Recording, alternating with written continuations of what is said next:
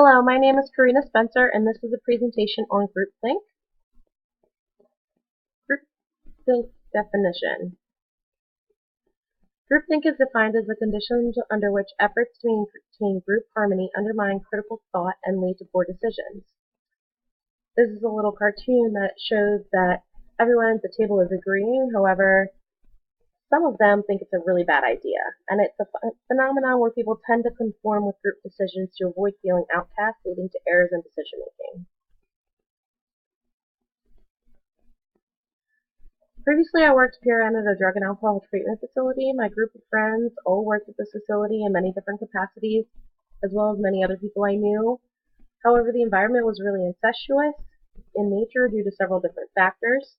Some of these factors included many people working in the same facility with previous outside relationships due to most of the staff being involved in recovery themselves and therefore knowing each other from support groups. These support groups include 12-step fellowships and previous work experience in other drug and alcohol related fields. Also, the organization promotes a one-for-all, all-for-one atmosphere and encourages employees to make the organization a pivotal part of their life. This environment often encouraged employees to cut people out of their lives after they were no longer involved in the facility or if they disagreed with the objectives of the facility. I spoke to a few of the former employees. One of the former employees recalls severing many relationships due to being looked at negatively for maintaining them if that person left the organization on bad terms or worked for a competing organization. A current employee that I am familiar with who works there has reported that she often feels as though she cannot disagree with her team due to the social and professional consequences of doing so, even when she believes that the decisions being made are unethical.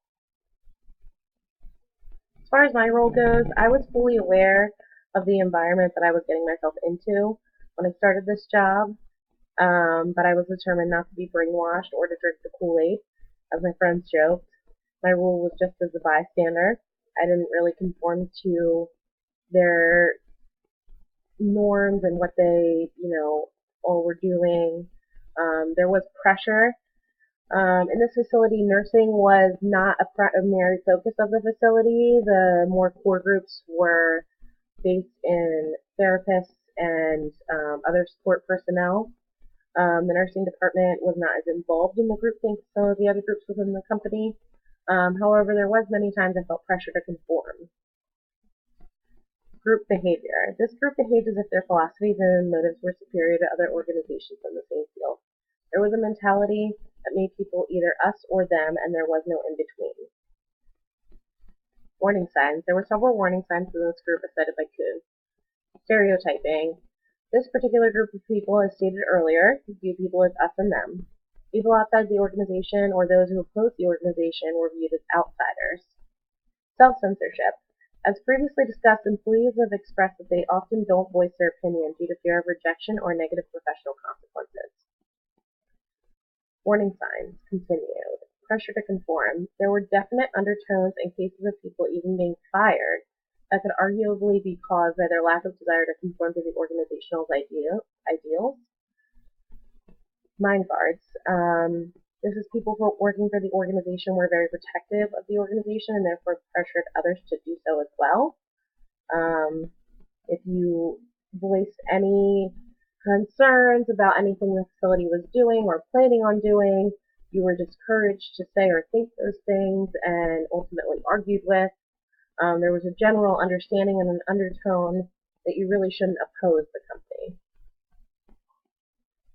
Effect on department and organization. Groupthink can lead to safety issues if members of the group feel they cannot offer criticism. This is outlined in the textbook with several examples, including one in the NASA Challenger disaster, where people knew that there was issues with the Challenger, however, they did not voice them due to fear of being rejected by other members of the group. In the example that I provided, the organization where I worked lost many quality employees due to issues with groupthink and has gained a reputation in the drug and alcohol treatment community as being this type of organization. As I said before, my friends and I talked about drinking the Kool-Aid. This means that we didn't want to become involved in that type of thinking. And that's a common opinion of this organization due to the way they operate with groupthink. preventing groupthink. There are several methods for preventing groupthink, even though some of them have been contested. They include seeking expert advice for decision making, appointing a member of the group to advocate for opposing views, and observing a waiting period before a decision is made. In closing, groupthink can be an easy trap to fall into and a difficult one to get out of. It is important to be consistently aware of this type of thinking in any group one may participate in and the dangers of doing so. It can ultimately have a negative effect on your clients, patients, and ultimately can be a huge safety issue. And here are my references.